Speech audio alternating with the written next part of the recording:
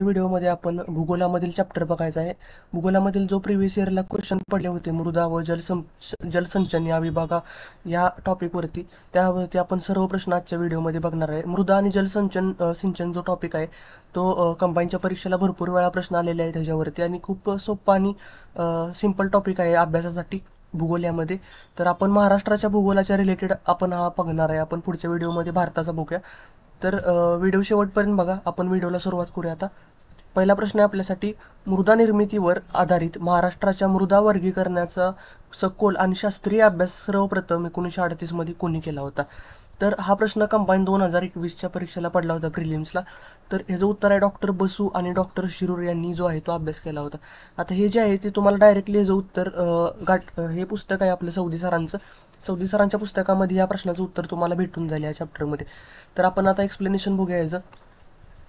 तर मृदा निर्मितीवर आधारित महाराष्ट्राच्या मृदा वर्गीकरणाचा सखोल अभ्यास 1938 मध्ये झाला होता. डॉक्टर बसू आणि डॉक्टर शिरूर यांनी ह्याचा अभ्यास केला होता. तर त्यांनी लंडन विद्यापीठातून PhD प्रदान केली होती. तसेच त्यांचे क्षेत्र होते मृदा विज्ञान, जीवाणूशास्त्र आणि कोलाइड रसायनशास्त्र. तर ही त्यांची सर्व माहिती आहे, आपल्याला त्याच्याबद्दल विचारणार नाहीत. फक्त कोणी केला होता ते आपल्यासाठी महत्त्वाचं. ऑप्शन नंबर डी जे आहे ते बरोबर येत आहे. आता आपण पुढील प्रश्न बघूया. महाराष्ट्रातील जलसिंचन योजना आणि कोणता जिल्हा आहे त्याच्या काय करायचं, आपल्याला योग्य जोड्या लावायचे. तर जिल्हा दिलेला आहे, जनसिंचन योजना दिलेली आहेत. सर्वात प्रथम आपण बघूया सातारा. तर साताऱ्यासाठी असेल ती कणेर, ऑप्शन नंबर सी. त्याच्यानंतर 2 नंबरला आहे नाशिक. नाशिकसाठी आहे मुकणे जलसिंचन योजना. नांदेडसाठी असेल 2 नंबर म्हणजे विष्णुपुरी जलसिंचन योजना, आणि यवतमाळसाठी बिमला ही आहे. आता हा जो चार्ट आहे ज्यामध्ये त्यांनी जलसिंचन योजना कोणत्या आहेत जिल्ह्यावाईज ते दिलेले महत्त्वाचे. पहिल्यांदा तुम्ही बघू शकता सातारामध्ये कोयना असेल, धोम आणि कणेर हे महत्त्वाचे 3 जलसिंचन योजना आहेत. त्यानंतर नाशिकमध्ये ओझरखेड हे विचारलेला होता प्रश्न. त्याचबरोबर आत्ता विचारलेला मुकणे. त्यानंतर नांदेडसाठी विष्णुपुरी असेल, यवतमाळसाठी पैनगंगा, बेंबला आणि अरुणावती असेल, गडचिरोलीसाठी तसेच यासाठी तुम्ही बघून घ्या. महत्त्वाचं सोलापूरसाठी जो आहे तो उजनी, आणि धुळ्यासाठी असेल तो अणनेर. ह्याच्यावरती प्रश्न पडलेला आहे. पुढील प्रश्न 3 नंबरचा, महाराष्ट्रातील कोणत्या धरणाला विल्सन धरण आणि त्याच जलाशयाला ऑर्थर सरोवर म्हणून संबोधले जाते? तर भंडारदरा जे धरण आहे त्याला विल्सन धरण किंवा ऑर्थर सरोवर देखील म्हटले जाते. पुढील आता प्रश्न आपण बघणार आहे, मगाच्या सारखाच आहे. आपल्याला जिल्हा शोधायचा आहे. जिल्हा आणि प्रकल्प यांच्या जोड्या लावायच्या आहेत. तर आपण ऑप्शननुसार जाऊया. ऑप्शन नंबर 1 उत्तर आहे. म्हणजे सातारा जिल्ह्यासाठी जो आहे प्रकल्प आंधळी, त्यानंतर अमरावतीसाठी शहानूर, आणि हिंगोलीसाठी जो असेल तो नातूवाडी, आणि रत्नागिरीसाठी सावळी. हा जो आहे तो प्रकल्प आणि जिल्हा याच्या जोड्या आहेत. आता आपण सविस्तर माहिती बघूया. सातारा येथे आंधळी प्रकल्प आहे. जो मानगंगा नदीवरती हा प्रकल्प उभारलेला आहे. या ठिकाणी टेंबू जलाशय प्रकल्प देखील आहे.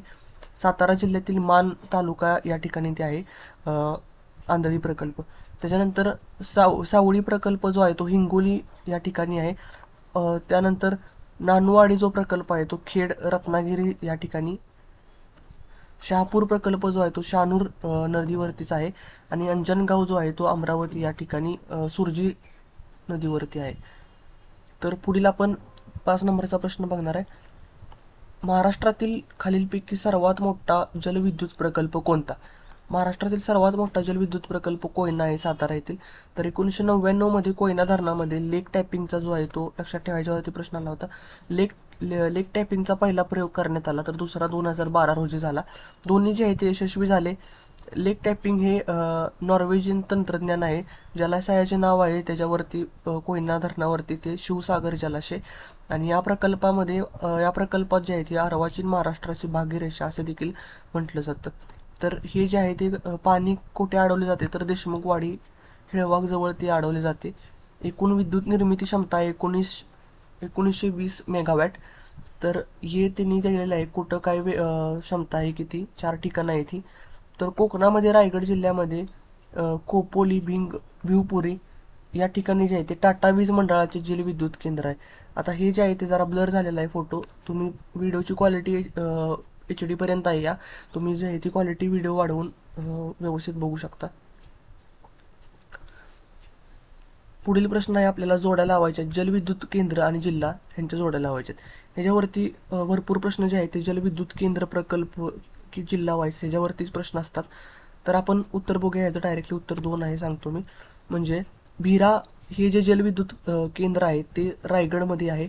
त्याच्यानंतर वीर जे आहेत ते पुणे या ठिकाणी, भंडारदरा असेल ते अहमदनगर आणि उजनी असेल ते सोलापूर. आपण उजनीवरून जे आहे ते याचं आन्सर लावू शकतो. मग असे बघितल्याप्रमाणे डीचं जे आहे ते 3 आहे. या दोनमध्ये कोणता आन्सर येईल त्याच्यावर आपण हे करू शकतो. आता वीरा खोपोली भिवपुरी जे आहे ते रायगड या ठिकाणी, त्याच्यानंतर भंडारदरा असेल ते अहमदनगर या ठिकाणी, उजनी सोलापूर आणि वीर जे आहे ते पुणे. तर हे कोणत्या नदीवरती वगैरे वसलेलं आहे ते सांगितलं आहे. माणिक डोह जे आहे ते कुकडी नदीवरती असेल, किंवा पवना जे असेल पवना नदी, खडकवासला मुळा मोठा नदीवरती आहे. तसेच रायगडमधील भिरा खोपोली आणि भिवपुरी आहे. अहमदनगरमध्ये 2 आहेत, उजनी आणि भंडारदरा महत्वाचे. पुढील प्रश्न आपण बघूया आता. खालीलपैकी कोणत्या नद्यापासून जलविद्युत निर्मिती होते? तर जलविद्युत निर्मितीसाठी कोणत्या नद्या आहेत? दक्षिणेकडील पूर्ववाहिनी नद्या आहेत, त्यासाठी बेस्ट आहेत. पूर्ववाहिनी नद्यांच्या माध्यमातून सर्वाधिक जी आहे ती जलविद्युत निर्मिती होत असते. उदाहरणार्थ गोदावरी असेल, कृष्णा, भीमा किंवा कावेरी या नद्यांपासून सर्वाधिक जलविद्युत निर्मिती होत असते. पुढील प्रश्न. रेगूर जमिनीत पाणी धरून ठेवण्याची क्षमता जास्त असल्याने ही जमीन कोणत्या पिकासाठी उत्कृष्ट आहे? कंबाईन सीच्या परीक्षेला पडला होता. तर ही जमीन जी आहे ती सर्वात बेस्ट असेल कापूस पिकासाठी. कारण का आता आपण एक्सप्लेनेशन बघू. रेगूर मृदा जी आहे त्याला कापसाची काळी मृदा देखील म्हटलं जातं. तर कोकण किंवा पूर्व विदर्भामध्ये सोडून संपूर्ण महाराष्ट्रात आहे ती मृदा आढळते. ओलावा टिकून ठेवण्याची क्षमता याच्यामध्ये अधिक असते आणि पाणी जे आहे ते काही दिवस पडल्यासही कापूस हे पीक जे आहे ते येते. या मृदेत जे आहे ते कापसाची काळी मृदा देखील म्हटली जाते. याची निर्मिती जी आहे ती बेसॉल्ट खडकापासून झाली आहे. रंग जो आहे तो टिटॅनिफिरस मॅग्नेटमुळे याला रंग येतो काळा. आणि महाराष्ट्रामध्ये 3 ते 4 म्हणजे जवळपास 75% भाग जो आहे महाराष्ट्राचा तो रेगूर मृदाने व्यापलेला आहे. तर या मृदेची जाडी असते ती सर्वाधिक तापी नदीच्या बाजूला आहे. 6 mm पर्यंत 6 m पर्यंत जी आहे ती जी जाडी आहे. पुढील आपण प्रश्न बघूया. आता जोड्या लावासाठीच आहे. जलाशय आणि जिल्हा यांच्यामध्ये आपल्याला जोडे लावायचे. तर आपण ऑप्शननुसार जाऊया. पहिलं उत्तर येत आहे म्हणजे ठाण्यासाठी जे आहे ते भातसा ही जलाशय आहे. त्यानंतर रत्नागिरीसाठी जे असेल ते फणसवाडी, रायगडसाठी असेल ते कालाते आणि सिंधुदुर्गसाठी धामापूर हे जे आहे ते जलाशयाच्या जोड्या आहेत. आपण ऑप्शन नंबर भातसा हे ते मग असे बघितलं होतं, त्यावरून आपण जे आहे ते ऑप्शन लावू शकतो. तर या ठिकाणी सर्व जलाशय दिलेले आहेत कोणती महाराष्ट्रामध्ये महत्त्वाचे आहेत. तर रायगडमध्ये जे असेल कालाते हे एक तलाव आहे. त्याच्यानंतर सातारामध्ये असेल धोम, कणेर, कोयना हे मग असे आपण बघितलं. तसेच कोल्हापूरमधील महत्त्वाचे आहेत दूधगंगा, तिलारी किंवा राधानगरीवरती प्रश्न आला होता. बुलढाणा येथे नळगंगा आहे. पुणे येथे पवना, खडकवासला, माणिक डोह ह्याच्यावरती प्रश्न आला होता. तसेच ठाणेमध्ये भातसा आहे. परभणी येथे सर्वात महत्त्वाचं आहे, ह्याच्यावरती भरपूर वेळा प्रश्न आला. येलदरी हे जे आहे ते परभणीमध्ये आहे पूर्णा नदीवरती. त्याच्यानंतर सिंधुदुर्ग असेल धामापूर, औरंगाबादच्या ठिकाणी जायकवाडी असेल, नाथसागर जो आहे तिथे. तर सोलापूरमध्ये उजनी, यशवंतसागर, नाशिक ठिकाणी गंगापूर आहे, नगर येथे भंडारदरा असेल, रत्नागिरी येथे फणसवाडी. पुढील प्रश्न. महाराष्ट्रातील प्रमुख जलसिंचन योजनांच्या जिल्ह्याप्रमाणे आहे ते योग्य जोड्या लावायचे. तर महाराष्ट्रामध्ये पण जलसिंचन योजना कुठे होत्या जिल्ह्यावाईज ते बघायचं आहे. ह्याचं उत्तर जे आहे ते 3 आहे. म्हणजे देवघर जे असेल ते पुणे या ठिकाणी, त्यानंतर पुणेगाव हे जे असेल ते पुणेगावचं आहे ते नाशिक या ठिकाणी, मांजरा जे असेल ते उस्मानाबाद आणि नळगंगा जे आहे ते बुलढाणा या ठिकाणी. या ठिकाणी असे सर्व जोड्या आहेत त्या. पुढील प्रश्न आपण बघूया आता.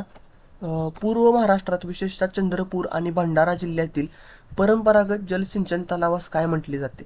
तर ह्याला आहे ते मालगुजरी जे आहे असे म्हटले जाते. चंद्रपूर आणि भंडारा जिल्ह्यामधील जलसिंचन तलाव. मालगुजरी म्हणजे तलावाची एक संकल्पना आहे जी विदर्भामध्ये वापरली जाते. हिला पुरातन काळामध्ये जमीनदारांनी लोकसहभागातून सिंचनासाठी निर्माण केले होते. नागपूर, भंडारा असेल किंवा चंद्रपूर, गोंदिया या ठिकाणी 200 ते 300 वर्ष जुने हे विहिरी आहेत. तर पुढील प्रश्न. भारतामध्ये जलमनुष्य वॉटरमॅन म्हणून कोणास ओळखले जाते? जलमनुष्य म्हणून राजेंद्र सिंह यांना ओळखले जाते वॉटरमॅन, असं का? तर यांचा जन्म आहे उत्तर प्रदेशमध्ये झाला होता. कार्य त्यांनी अलवार राजस्थान या ठिकाणी केलं आहे. वॉटरमॅन ऑफ इंडिया असं म्हणतात.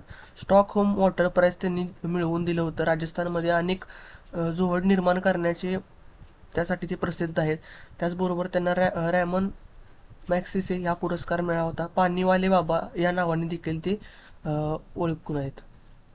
पुढील प्रश्न, खालील धरण प्रकल्पाचा क्रम त्यांच्या असलेल्या द ल घ मी क्षमतेनुसार जो आहे तो लावायचा आपल्याला.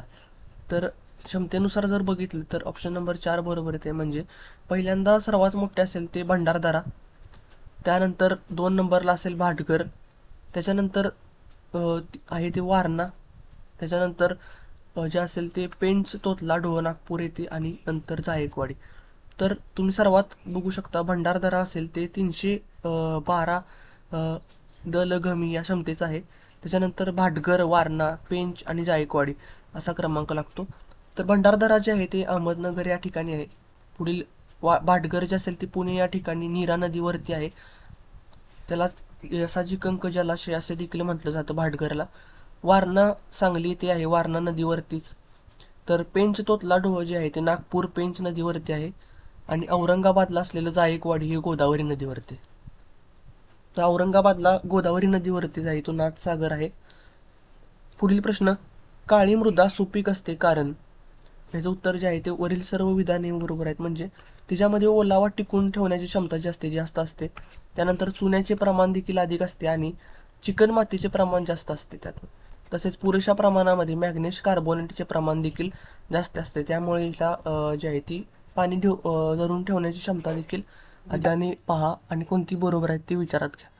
तर ह्यामध्ये जे आहे ते फक्त विधान फक्त बरोबर आहे. म्हणजे सेंद्रिय द्रव्याचे प्रमाण जे आहे ते तांबड्या मृदेमध्ये कमी असते. आता विधान आणि क बरोबर नाही, त्याचं कारण काय आपण बघूया. विधान आणि क बरोबर नसल्याचं कारण आहे की तांबडी मृदा जी आहे ती अतिप्राचीन रूपांतरित स्पष्टीमय खडकापासून बनलेली आहे. ह्याच्यामध्ये लोहाचे प्रमाण जे असते ते अधिक असते, त्यामुळे त्याला तांबडा रंग येतो. तसेच पाण्याचा निचरा अधिक असतो. ह्युमसचे प्रमाण जे आहे ते कमी असते. आणि महाराष्ट्रामध्ये याचा आढळ जो आहे तो नागपूर, भंडारा, गोंदिया किंवा गडचिरोली या ठिकाणी आढळतो. या मृदेमध्ये जे आहे ते कॅल्शियम किंवा पालाश, सेंद्रिय द्रव्याचे प्रमाण कमी असते. ही मृदा सर्वाधिक ही रासायनिक खतासाठी आहे ती लवकर प्रतिसाद देते आणि या मृदेमध्ये सागाची वने मोठ्या प्रमाणात घेतली जातात. तर पूर्व महाराष्ट्रामध्ये पिवळसर तपकिरी मृदा आढळत असते. तर यामध्ये तपकिरी मृदेमध्ये शिष्ट व निष्ठ यापासून बनलेली असते. लालसर तपकिरी मृदा किंवा तांबडी मृदा देखील असं म्हटलं जातं. यामध्ये बाजरी किंवा नाचरी हे पीक जे आहेत, नाचणी हे जे आहे ते पीक यामध्ये घेतलं जातं. तर ह्युमसचे प्रमाण कमी असते, असं जास्त असते असे म्हटले आहे. तर हे विधान जास्त असते त्यामुळे चुकीचं आहे. आणि ॲल्युमिनियम ऑक्साईडमुळे याला तांबडा रंग येतो, हे देखील विधान चुकीचं आहे. का तर याला लोहामुळे जो आहे तो तांबडा रंग येतो. पुढील प्रश्न आपण जोड्या लावासाठी बघूया. तर जलसिंचन कालवा आणि वर्ष निर्मितीचं विचारलेलं आहे त्यांनी. तर आपण ऑप्शननुसार जाऊ.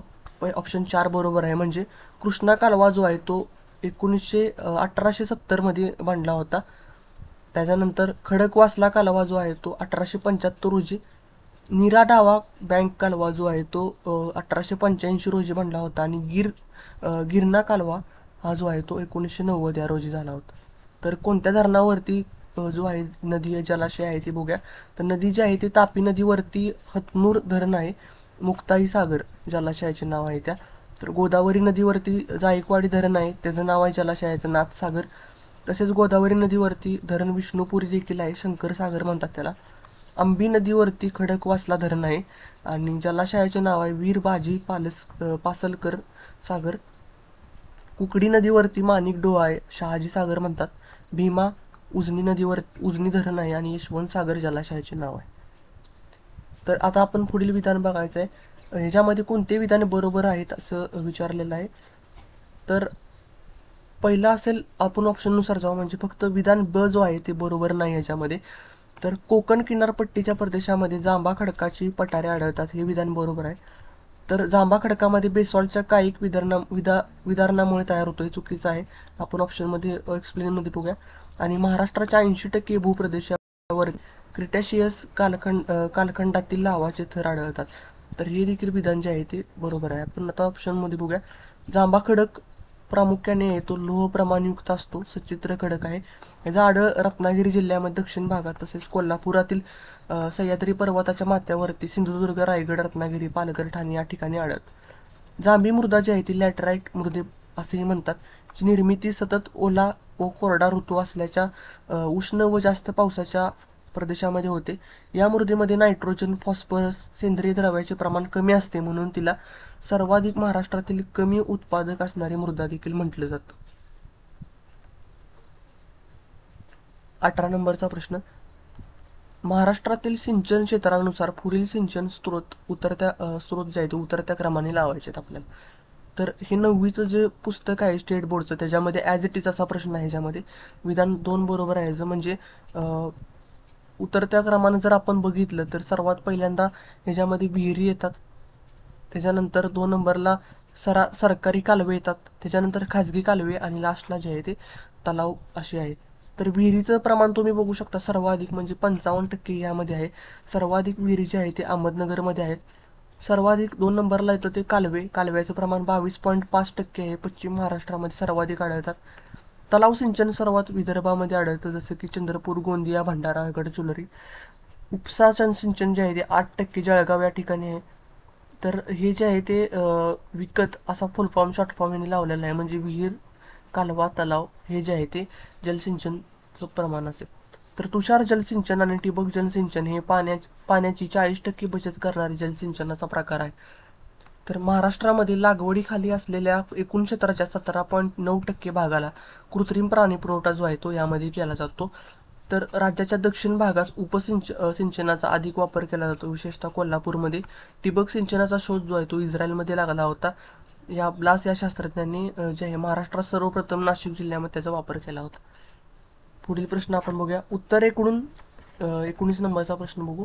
उत्तरेकडून दक्षिणेकडे गेल्यास खालीलपैकी जलविद्युत केंद्राचा क्रम बरोबर कोणता आहे तो लावायचा आपल्याला. तर सर्वात खाली जे आहे म्हणजे आपण ऑप्शन बघू, भाटघर, कण्हेर, कोयना आणि राधानगरी.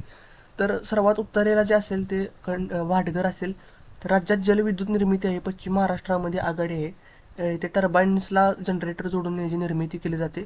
जलसंपदा विभाग जो आहे तो हायड्रो इलेक्ट्रिक प्रोजेक्ट करण्याचे काम या ठिकाणी करतो. तर महाराष्ट्रातील काही महत्त्वाचे जलविद्युत केंद्र बघूया आपण आता. वैतरणा, पालघर या ठिकाणी, भातसा जे आहे ते ठाणे, भाटघर पुणे या ठिकाणी, येलदरी महत्त्वाचे परभणी या ठिकाणी, भीमा, भिवपुरी, खापोली रायगड या ठिकाणी. तर कोयनास, कणेर, धोम हे सर्व सातारा या ठिकाणी, राधानगरी असेल ते कोल्हापूर, भंडारदरा नगर ठिकाणी हे आपण मगाशी बघितलं होतं. पुढील प्रश्न जरा ब्लर आहे. तर खालीलपैकी कोणते तळे चंद्रपूर जिल्ह्यात नाहीत. ऑप्शन नंबर 2 म्हणजे नवेगाव हे आहे. तर तलाव आणि जिल्हा त्यांनी जोड्या लावासाठी म्हणजे ह्याच्यामध्ये प्रश्न देखील विचारतात. तर मुंबई उपनगरमध्ये विहार, पवई, तुलसी तलाव आहेत. तर ठाणे येथे महत्त्वाचे तानसा आणि भातसा याच्यावरती प्रश्न आला होता.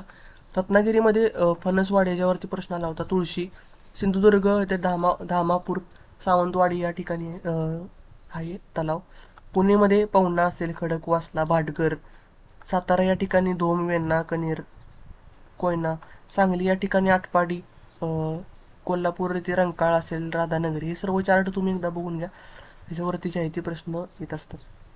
तर पुढे जाऊन आपण जोड्या लावाचा प्रश्न बघणार आहे. प्रश्न क्रमांक 21, जलविद्युत प्रकल्प आणि जिल्हा त्याचे जोड्या लावायचे आहेत आपल्याला. तर विधान 4 ह्याचं बरोबर आहे आपल्याला, म्हणजे धोम जे आहे ते सातारा या ठिकाणी जलविद्युत प्रकल्प आहे. पुढे जाऊन बिरा जो असेल तो रायगड या ठिकाणी. त्याच्यानंतर भातसा ठाणे या ठिकाणी आहे आणि पवना जे आहे ते पुणे या ठिकाणी. त्यामुळे याचं उत्तर 4 बरोबर येत आहे. तर जलविद्युत प्रकल्प जे आहे ते सर्वाधिक पश्चिम महाराष्ट्रामध्ये आघाडीवरती आहे. धोम असेल ते सातारा या ठिकाणी कृष्णा नदीवर आहे. कणेर देखील सातारामध्येच आहे वेण्णा नदीवरती. कोयना देखील सातारामध्येच आहे कोयना नदीवरती. बिरा रायगड, भातसा ठाणे या ठिकाणी भातसा नदीवरती.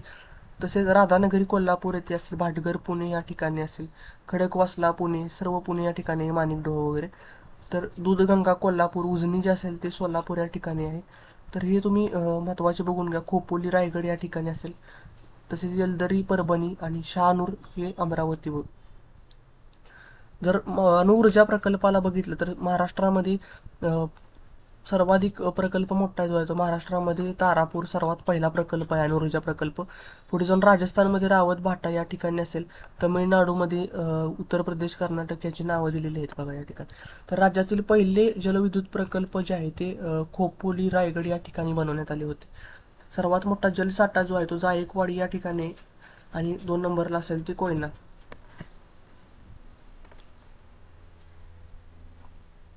शेवटचे आता आपण काही प्रश्न बघणार आहे. महाराष्ट्रातील लागवडीखाली जमिनीच्या किती टक्के क्षेत्र जे आहे ते ठिबक सिंचनाखाली आहे? तर हा प्रश्न जो आहे तो रद्द केला होता. चालू घडामोडीवरती हा प्रश्न होता. वरील 4 पर्यायात योग्य उत्तरच नसल्यामुळे हा प्रश्न रद्द करण्यात आला. महाराष्ट्राच्या एकूण क्षेत्रफळापैकी 3/4 भागात कोणती मृदा आढळते? तर 3/4 भागामध्ये जी आहे ती रेगूर मृदा आढळत असते. तिलाच काळी मृदा आपण म्हणतो किंवा कापसाची काळी मृदा, रेगूर मृदा देखील म्हटलं जातं. ही बेसॉल्ट खडकापासून तयार होते, म्हणून दक्कनच्या पठारावर या मृदेचे प्रमाण सर्वाधिक आढळते. दक्कनचा पठार बेसॉल्ट खडकापासून बनलेला आहे. याची निर्मिती बघूया. बेसॉल्ट खडकाच्या वितरणामुळे या मृदेची निर्मिती झाली आहे. काळ्या मृदेमध्ये पाणी किंवा ओलावा धरण्याची क्षमता जास्त असते, तसेच चुनखडीचे प्रमाण देखील जास्त आहे. आपण मगाशी बघितलं त्यासारखं. याला काळा रंग जो येतो तो टिटॅनिफरस मॅग्नेटाइटमुळे याचा रंग प्राप्त होतो. महाराष्ट्राच्या 75% भागामध्ये ही मृदा आढळत असते. तर दक्कनच्या पठारावर जवळपास 86% भाग जो आहे तो या मृदेने व्यापलेला आहे. पुढील प्रश्न, रेगूर मृदा खालीलपैकी कोणत्या प्रदेशामध्ये सर्वाधिक आढळते? तर दक्कनच्या पठारी प्रदेशामध्ये, आत्ताच आपण मगाशी बघितलं. पुढील 25 नंबरचा प्रश्न, महाराष्ट्रात ठिबक सिंचन पद्धती कोणत्या पिकासाठी जास्त उपयुक्त ठरली आहे? तर ठिबक सिंचन जे आहे ते फलोत्पादनासाठी महत्त्वाची ठरलेली आहे. ब्लॅस जो आहे तो शास्त्रज्ञांचा शोध लावला होता. सर्वप्रथम नाशिकमध्ये याचा वापर केला. 25 ते 30% अतिरिक्त क्षेत्र जलसिंचनाखाली आणणे शक्य होते. याच्यामुळे 2010 पासून तुषार व ठिबक सिंचनावर अनुदान देखील केंद्र सरकार देते. तसेच यामध्ये 40% बचत करणारे हे पाण्याची जलसिंचनाचा प्रकार आहे हा. पाण्याच्या 2.5 पट जमीन ओलिताखाली येते. ही योजना महाराष्ट्रामध्ये फलोत्पादनासाठी सर्वोत्तम ठरलेली आहे. महाराष्ट्रामध्ये ठिबक सिंचनाच्या बाबतीत नाशिक आघाडीवर आहे. तसेच बघितल्यास फळबागा, भाज्या, फुले करिताही वापरली जाते. जायकवाडी मत्स्य बीज केंद्र खालीलपैकी कोणत्या जिल्ह्यामध्ये आहे? तर हे जे आहे ते औरंगाबाद या ठिकाणी जायकवाडी महत्त्वाचे बीज केंद्र प्रकल्प आहे. पुढील, गोसीखुर्द धरण कोणत्या जिल्ह्यामध्ये आहे? हा प्रश्न जो आहे तो रद्द झाला होता. तर हे ठिकाण जे आहे ते भंडारा जे आहे ते गोसीखुर्द धरण या ठिकाणी PSI 2011ला प्रश्न पडला होता हा.